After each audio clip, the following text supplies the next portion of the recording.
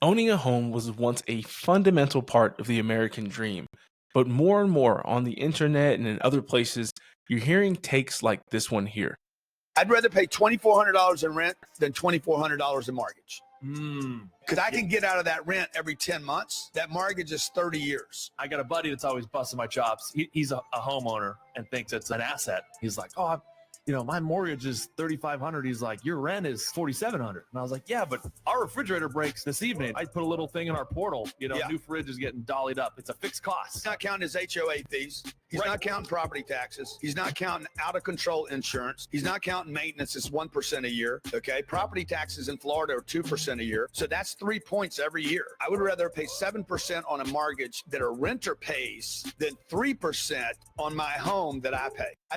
When it comes to the internet, personal finance sometimes can be a lot like health and fitness, where if you look hard enough, you're going to find somebody telling you that drinking water is bad for you, eating fruit is bad for you, red meat's bad for you, tofu is bad for you, whole milk's bad for you, skim milk's bad for you, almond milk, etc. You're always going to find somebody who's telling you you're making the wrong decision, you're making the wrong choice. And finance is the exact same way, where you'll find somebody who says owning a house is the best thing ever, and then you'll find somebody who says owning a house is the dumbest decision you can possibly make. The answer is often somewhere in the middle, and that's what we're going to get into today, is really analyzing buying versus renting, which is the right decision for you. Now, I'm not your financial advisor. I'm not anybody's financial advisor. And so I'm going to walk you through kind of my decision-making process, how I look at this, because I also love investments. I love Bitcoin. I love investing in my Roth IRA and 401k. I like real estate and I'm interested in owning rental properties. I've owned an Airbnb in the past. And I'm just really interested in general in investing in personal finances. So I actually like diving into these things and running the numbers, which is one of the reasons why I get so frustrated with people like Grant Cardone, who I used to absolutely love, when they talk about these things, because they don't actually take time to run through the math and talk through the actual math. They just usually will exaggerate the point that they're trying to make. And they'll usually lie and say things like, and I'm not going to say that he's lying, but it is sometimes seems really intentionally deceptive to say, oh, he's not counting his HOA fees, he's not counting his property taxes, he's not counting his insurance. Usually when somebody tells you their mortgage payment, they are counting those things. I've just owned a home for the last 3 years in Denver, Colorado, now moving my family to Kansas City. And we're going to look at real estate in Kansas City specifically today, which I think is a good representation of just general city in the United States of America. It's not the highest end, it's not the lowest end. But I think what they do is they'll say things like that, like, oh, my buddy told me his mortgage is $4,000 a month. Typically, when I paid my mortgage, it did count my property taxes and my insurance. And if I had to pay HOA, it probably would have included that as well. But they'll say, no, it doesn't count any of those things. And this guy says, oh, yeah, his mortgage is $1,200 less than mine. But if my refrigerator goes out, I'm good the next day. First of all, refrigerators usually last for years and years. You're talking about $1,200 a month. $1,200 can buy you a refrigerator. So even if that happened every month, where you had an appliance the size of a refrigerator go out, you'd still be breaking even when it comes to your mortgage. And let alone the fact that your mortgage in your home is going to actually appreciate over time. You're going to have loan pay down. There's a lot of factors. Is it always the best option? No. Is it always the best based on your personal financial situation or the market that you live in? No. But I'm going to look today and show you why, for most Americans, generally speaking, over the long run, it's going to be a better decision for you to buy than to rent. Although, again, that's not always the case. For those who don't know me, my name is Nathan Crankfield. I'm an Army veteran, a homeowner, an investor, a personal coach, and a sales manager. I'm also a husband and father and a Catholic convert. And today on Seeking Excellence, we're going to be talking about renting versus buying. Let's get into today's episode.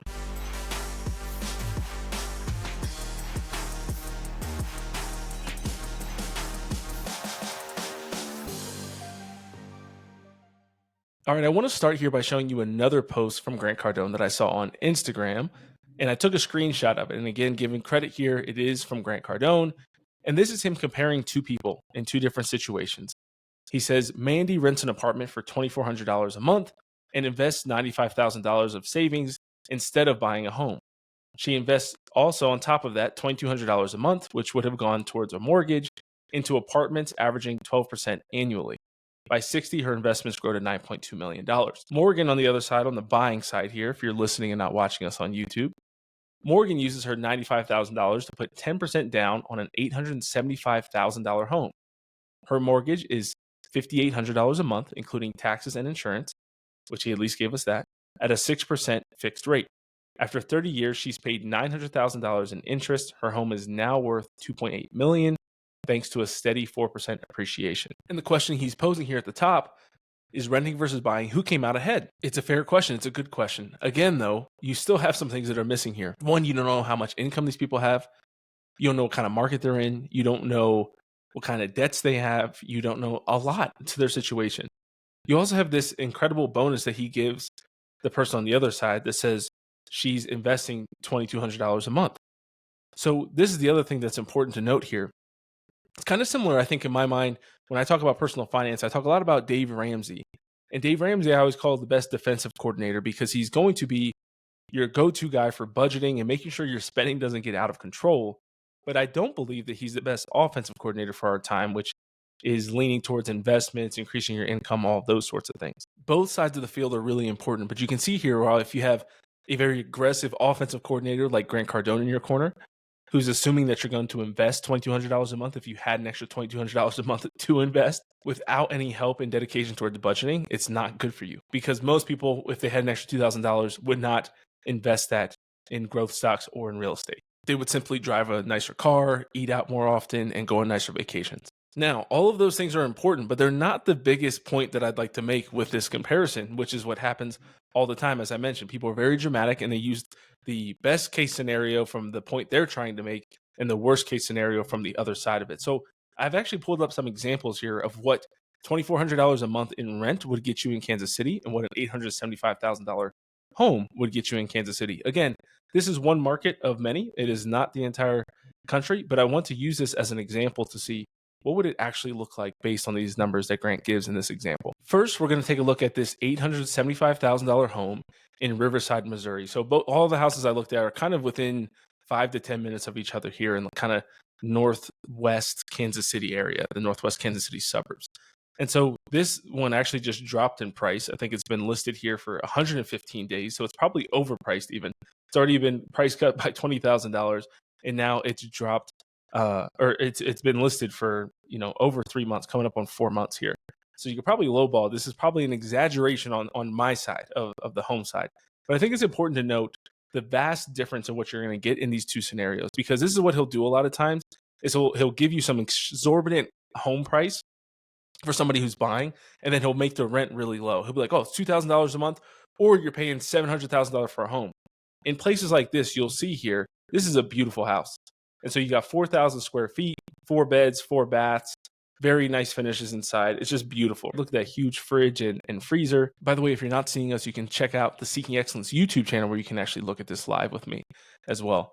But you'll see here, I mean, these are just beautiful. All the photos, all the finishes, everything's incredible. Look at that living room, the drop ceilings, everything is it's absolutely fantastic. 4,000 square feet is huge. 3 attached garage spaces, only $1,000 annual HOA fee. That's actually not that bad, honestly, for a HOA fee. But you can see here just awesome stuff in a beautiful, nice neighborhood. Here's more photos down here of the kitchen and the living room and things like that. But as we scroll down further, you'll get to see a little bit about the pricing features. And so you can see down here, it says here that this would be $6,700 a month. That's if you had mortgage insurance. But let's say that, again, in his example, you put down $95,000 on the home, and he said 6% rate. So we're going to drop this from 6.5 to 6%. We're going to take off the mortgage insurance. If you're somebody like me who has the VA loan, you're not going to pay mortgage insurance. And if you have, there's other loans as well that would help you to skip the mortgage insurance on this property. So this is going to be $5,800 a month. Now you might be saying that's a lot more than $2,400 a month. You're 100% correct. It is a lot more than $2,400 a month. But here, if you have, you put that amount down, it's a little bit over 10% with $95K. This is what you're going to be paying, $5,800 a month for this house. Now, let's look at what you actually get for $2,400 a month. Now, you saw this basically borderline mansion, beautiful home, beautiful bedrooms, beautiful yard, all of these things. What you're going to get for $2,400 a month is 2340 that we're looking at, is 1,800 square feet, 4 beds, 2 baths. Now, I think it's important to note that they actually give themselves a bonus bedroom here. You'll see it here on the layout. You've got the basement, which is kind of a 1-floor basement or 1-room basement. And then you have next to the garage a bonus room, which they're calling a bedroom. Or I guess there's this other bedroom down here. which I don't fully understand. It's kind of weird. Just like the stairs just lead just down to a bedroom, which I think is basically like a bonus room. So I don't know how that's necessarily a bedroom. Maybe it is. It's more of a bedroom if you're like renting to roommates, but not necessarily somebody you want to put a kid. So that's really important to note. But 2340 here, you're getting 1,800 square feet. So a little bit less than 50% of the square feet in this other house that we looked at over here with 4,000 square feet. That one had a 3-car garage. This one has a 2-car garage, still a nice size garage. But you can see here, like this kitchen, dining room, living room, all this is going to be much different. You can see inside the home, the finishes are definitely a little bit older. It's not terrible, but it's not renovated. This is more of like an apartment style, definitely not luxury living. And that's okay if that's what you're into. Totally fine. But you'll see here, this one has been on here for a while as well. You also have to put down a security deposit, pet fees, things like that. If you're going to have pets, there's pet rent every month. But just kind of give you a feel for it here. So you can see this is going to be $2,400 a month. Now, in my mind, a true one-for-one comparison would say, what would a $2,400 a month mortgage actually look like? And for that, or even saying not even $2,400 a month mortgage, but let's look at this house. 4 beds, really 3, but let's say 4, 2 baths, 1,800 square feet. Let me show you this house, which is also on the market. Scroll back up to the top here. $310,000 for 3 beds, 3 baths, 1,900 square feet. I honestly think this one looks a little bit nicer inside with some of these photos. So if you're looking at the pictures here with me, I think this is a pretty nice looking little living room. The dining room and kitchen look a little bit nicer as well, in my opinion. Got a little bit more square footage. But if you scroll down here, this one's been on for 36 days. So again, you could probably lowball them and come in at 280, 290, something like that. But let's say we're going to buy at list price. And we're going to come down here and look at the cost of actually owning this home. What would the mortgage actually be? You can see here, especially if I put that $95K down that he's saying that I put down on the home, that's going to be around 30% down on this house, and I'm going to pay $1,700 a month, $1,762 to be exact, compared to $2,340 on the house that I'm renting. And so this is going to save me $600 a month if I actually put the same amount of money down that he's talking about me putting down. But even if I came in and let's say I put 20% down on this house and save myself a $35,000, then my payment is still going to be $1,971. Let's see if I put 0 down, what would my payment be? 26, but that's with the mortgage insurance. So let's see again if I can take mortgage insurance off of your VA. Oh, also he said 6% rate. So even if I put 0% down, I'm still paying less than I would be to rent this house. 0% down at 6% rate at buying it at the price of $310 is $2,262 for this house. That's still less than the $2,340 I'm paying if I'm renting it. Now, here's the kicker. Here's the most important thing. Yes, you're paying a lot of money into interest, but you're still paying down your loan. And so after 30 years, do you know what my mortgage is going to be on this house? It's going to be $0. It's going to be $0. And not $0. I guess I shouldn't say 0 because you're still going to pay property taxes. So property taxes currently on this home are $263. You'll still have insurance. So let's say it's even $1,000 a month. Let's look at how fast rent rises in Kansas City, Missouri. In Kansas City, Missouri, rent increases have been significant, with some of the fastest rent increases in the U.S. While the exact annual increase varies, reports indicate a median rent hike of 7% in Kansas City, with a jump to $1,644 for the median rent in the city. Now, let's look over here again. If I was paying $2,400 in rent, 10 years with a 7% annual increase, what would that be over 10, 20, 30 years? So I asked Gemini to help me with this. 10 years, it says it would be $4,721. So in 10 years, if you're renting and I'm buying in this situation, even if I put 0% down and just invested that full $95K just like you and invested the extra $2,200 a month or whatever just like you, I'm still paying in 10 years $2,262 with whatever my slight increases in property taxes and insurance are. Let's call it $2,700 a month. You would be paying $4,200 a month, $4,700 a month in rent. 20 years, it says if you increase to 7%, $9,200. 30 years from now, you're paying $18,000 per month in rent. So that's absolutely insane. Now, those are banking on a 7% increase year over year. So let's not assume that. Let's assume it's going to be less than that. But what's the nationwide average for how fast rents rise annually? So here I asked Gemini, how much do rents rise annually in the U.S.? In the U.S., rent increases typically around 3 to 5% annually. It can vary significantly. And so let's imagine it's just that, 3 to 5%.